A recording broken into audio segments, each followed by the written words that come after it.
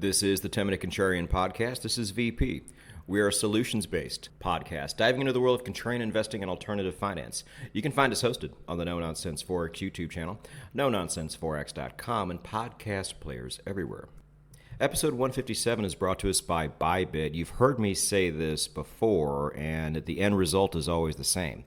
We've had a slow week of trading. It's been about a slow week and a half of trading. And as we know, as traders, what happens after slow weeks? Usually pretty big moves. So it's a great time to get in right now, get started, learn the platform, and secure your status. As one of my traders say, you apply for every single giveaway, contest, promotion, every single thing that is in the Bybit ecosystem. What you do is you go down to the show notes, click on the link to the Bybit blog. That gives you the information you need. My link is at the very bottom of that blog. If you click that, get yourself started. Learn what you're doing inside that system before the next big run. This has been the move in the past. This is going to be the move now.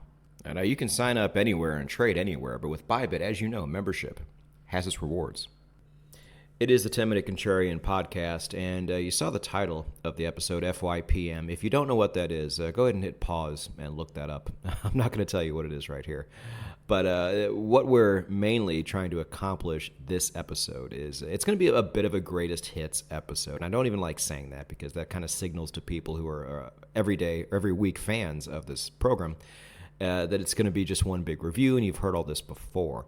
But I think there is real utility here, just like there were in my two financial prepper episodes 1 and 2 there, where we just kind of take everything we do and tie it all together and give you a list you can go down and make sure that you're prepared should things go sideways. Again, we hope it doesn't. We don't know what the probabilities are, but we do know that they're higher now than they ever have been in the past. And if you like things that give you immediate returns, then you're going to like this episode. Now, the problem is these immediate returns aren't the type of returns you're used to, but they are every bit as valuable.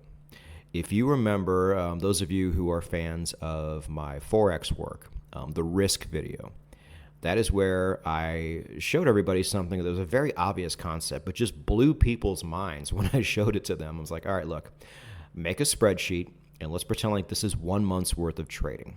Now, let's say every win and every loss you make in Forex is 100 pips. So I was like, all right, put this many wins and this many losses on the spreadsheet. Now, give yourself 3 more wins and see what that does to your bottom line. So people did that. I was like, all right, now erase those wins and go back to normal. Now, give yourself 3 less losses and see what that does.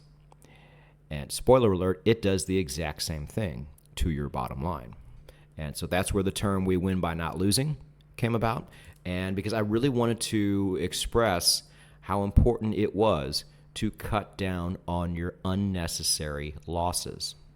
Because in real life, we don't track this the same way we do income, the same way we do capital gains. And so it's there. It's every bit of there. We just don't pay attention to it.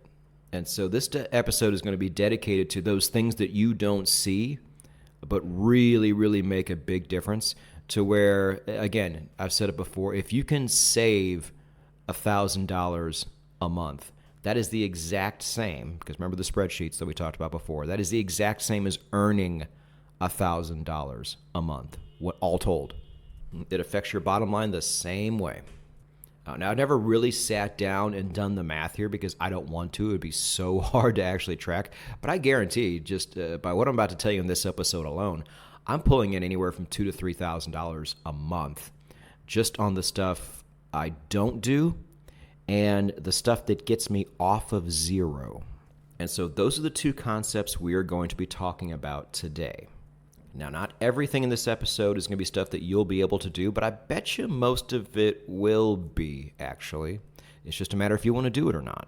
Now, you don't have to. You live your life the way you want to live it, but, don't say I didn't at least give you some good ideas here. So the very first one, and I'll get this one out of the way because I'm sure the majority of you are tired of me talking about it because it's something you may not be able to do yourself, but that is not living in a Western country. I talk a lot about residence permits and passports.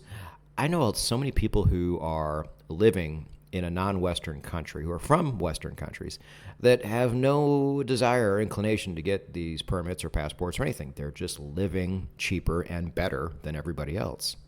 I've told the story before. Simply, if you take one aspect of this whole move that I've made to Latin America, and the part of not having a car, living in a place to where most things are walkable, and then taking a $2 to $5 Uber to the places that aren't, I'm probably saving $400 to $500 a month, which means that compared to before, that is $400 to $500 that actually goes right back into my pocket. And again, that's just one aspect. That's not talking about what I'm saving on rent and bills and food and entertainment and social life and basic services and medical care, all of it. It's like, what could an extra $1,000 a month do for you? Probably a lot. And I'm pulling in at least that simply by changing my location. And some people might say, well, easy for you to say, VP, you make a lot of your money online. And that's like, look, now I'm head and shoulders just like you are. If you wanted to, you could do this too. There are some really good online jobs out there, especially if you look towards healthcare, cybersecurity. There's some really good, solid careers to where you can work remote. And even if they're not jobs like that, there's people who job stack.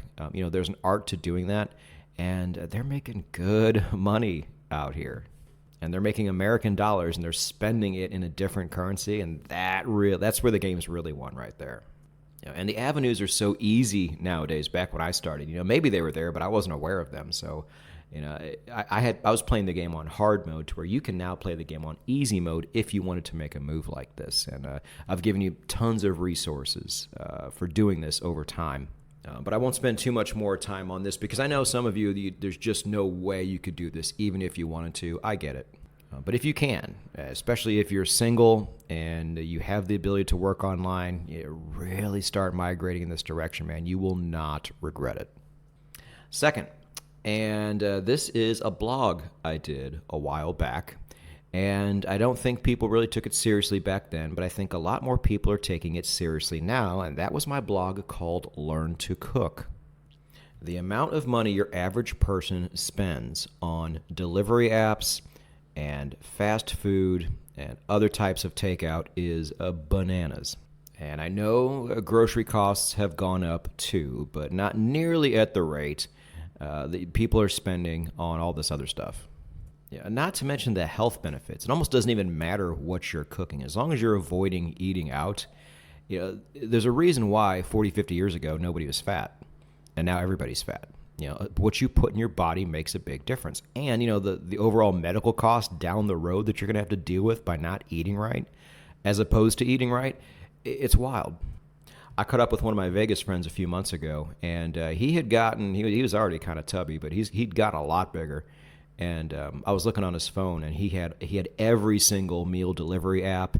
He had the Popeyes chicken app on his phone. I'm like, you fat fuck, get rid of these apps. And he also has no money to do anything with. Anytime we would go on a trip, he wouldn't be able to go, even though he has a pretty good job. And he almost never cooks.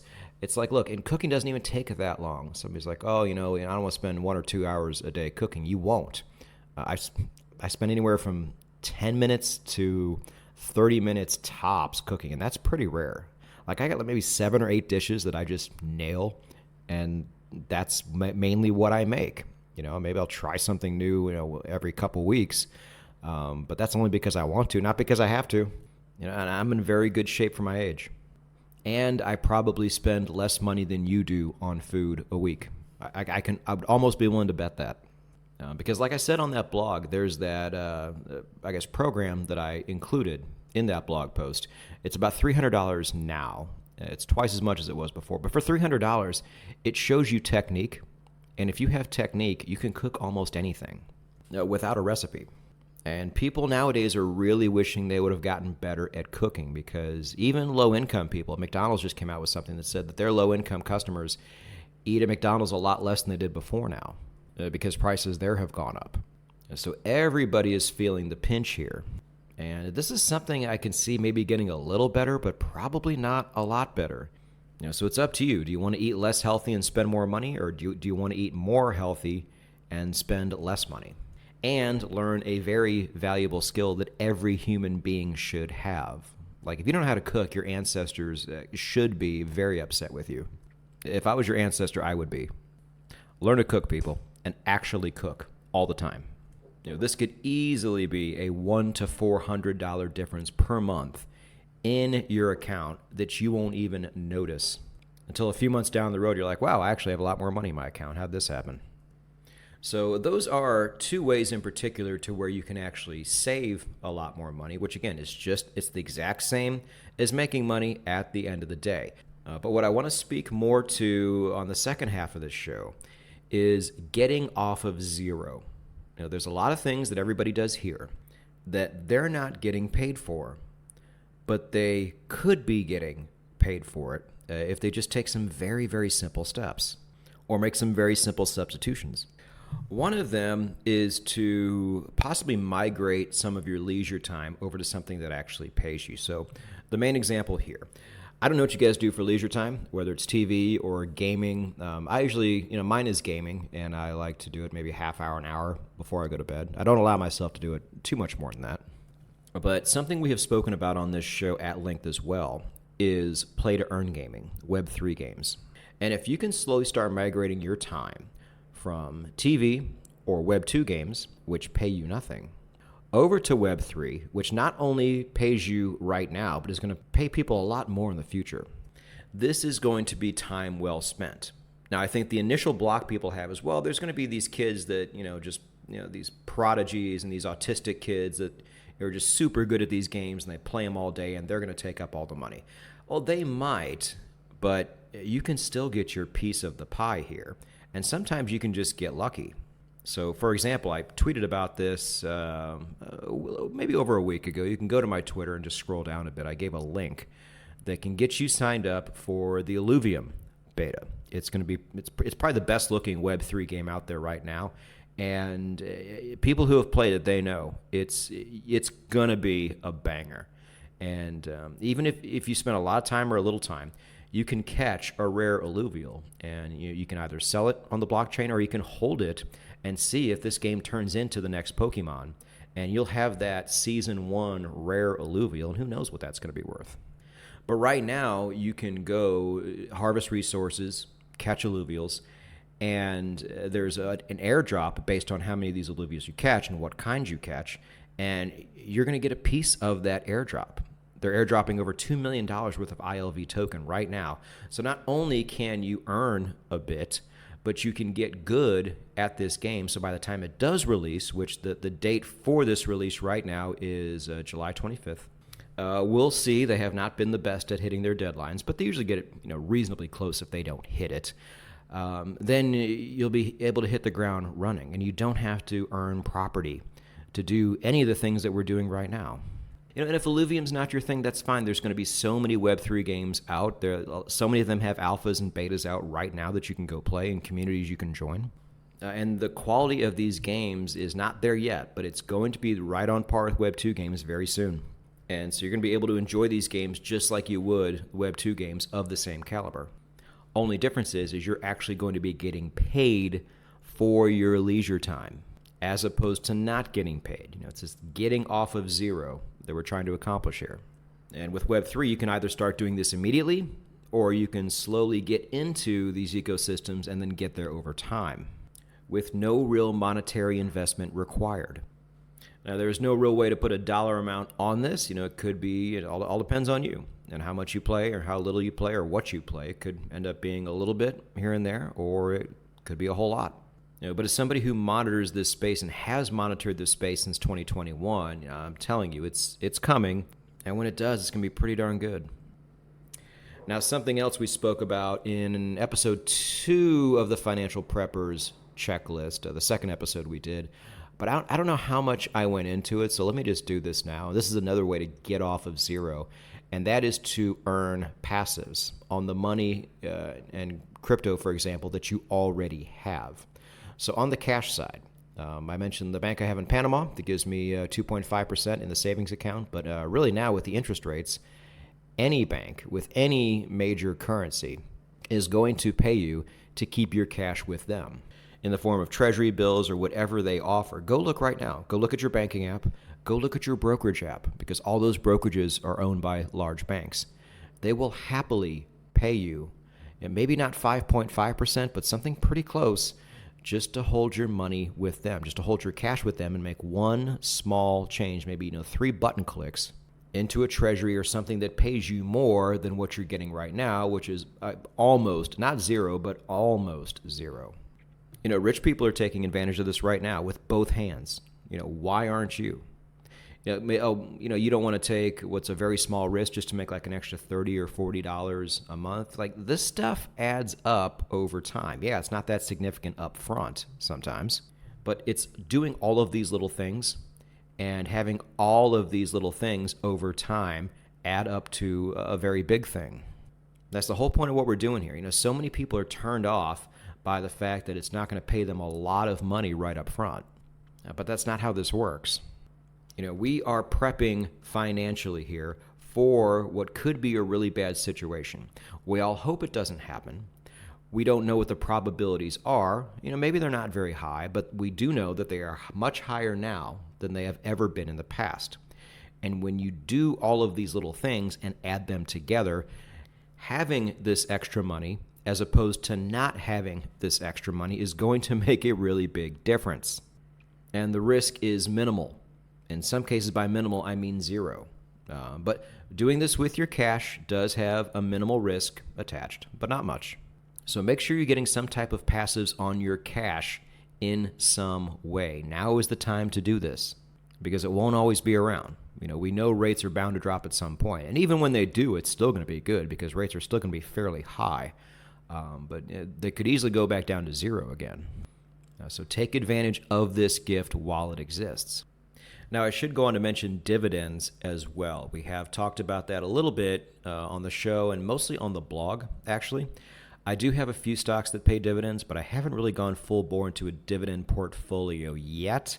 So I'm not going to spend any more time talking about that, but that is going to be a really great way to, again, have passives in something you already invest in, something that you would like to invest in anyway. It just happens to pay you.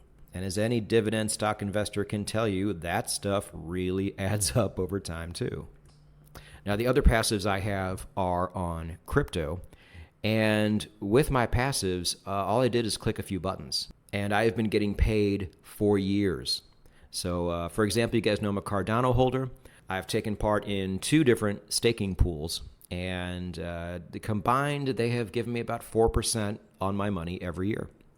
And with Cardano, your crypto never leaves the wallet. It's really something cool that Cardano does. So any kind of risk that was out there is extremely lessened in this particular case. On top of that, the stake pools I have chosen are 2 Web3 projects that I am very supportive of, Cardania and Cornucopias. So they are also giving me, along with ADA tokens, their native in-game tokens for when their games eventually launch. Now, you can already do this with Cardania. Cornucopias, we're getting closer. We're probably, honestly, about 1 year away, but we're getting there. And those tokens are currently worth something, and I'm getting them for free. Sometimes I get resources from Cornucopias, and all the time I get resources from Cardania. I have no idea what they're really going to be worth, but like I said, it's something for nothing. And over time, it becomes a lot of it.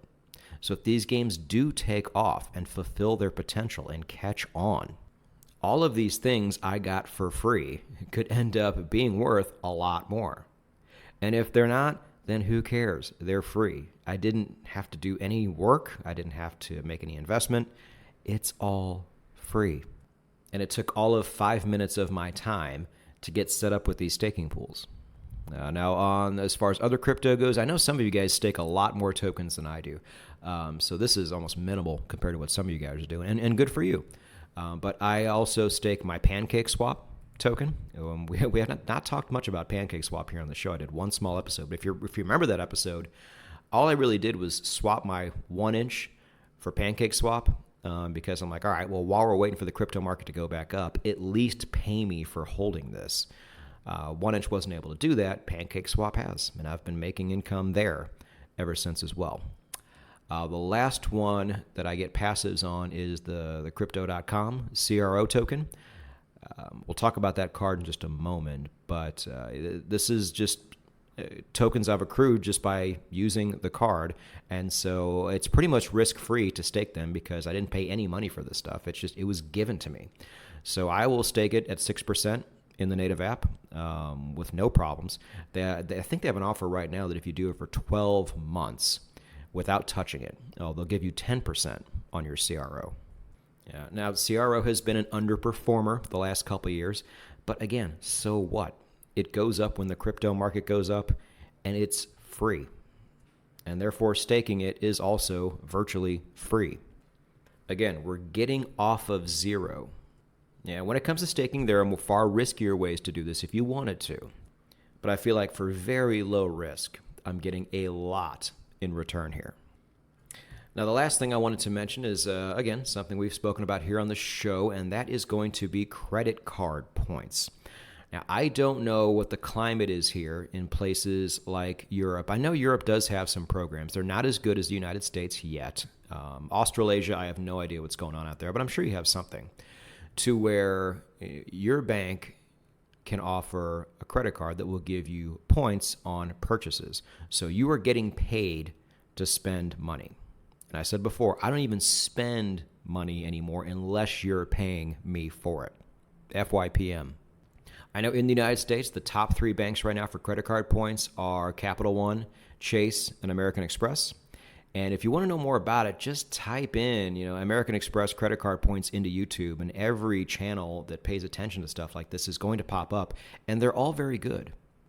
And if your credit score is not good enough to apply for these cards, there are ways nowadays to get your credit score up relatively fast. We spoke about an app a few weeks ago called Chime, and I don't love the banks they're connected to, but I love what they do. They've gotten people's credit scores up in a hurry. And let me tell you, it's worth doing. Oh my God, is it worth doing? Because the arbitrage here is nuts. Once you understand the bonuses you get for applying for some of these credit cards, and then the way you can transfer points, and there's even go-betweens like Avios if you travel, that you can plug into your Uber and your Airbnb and just get automatic points for doing the things you would normally do, taking an Uber, renting an Airbnb. It is a whole world of opportunity out there, and these things are available to most people in Western countries. So if you are part of a Western country, there is probably a lot more you could be doing here. And once you take the steps you need to take here and get into this ecosystem all the way, you're either getting a ton of cash back or you're pretty much traveling for free. Or you could just continue to do what you're doing right now and not get paid to spend money and stay on zero. The choice is yours, of course, but I think it's a pretty easy choice.